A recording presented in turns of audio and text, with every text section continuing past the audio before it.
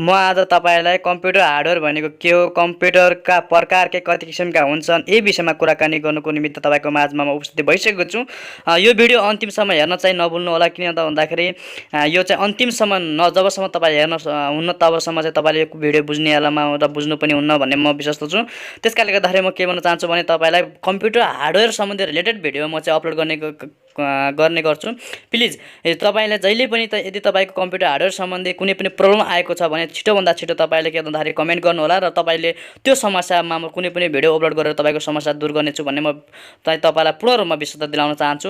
त्यसकारणले गर्दा प्लिज आजको भिडियोलाई अन्तिमसम्म हेर्न नभुल्नु होला र सँगै भएको चाहिँ सब्स्क्राइब गर्न नभुल्नु होला र सँगै भएको बेल आइकन दबाउन नभुल्नु होला। तपाईले यति गरिसकेपछि म भिडियो स्टार्ट गरे है त।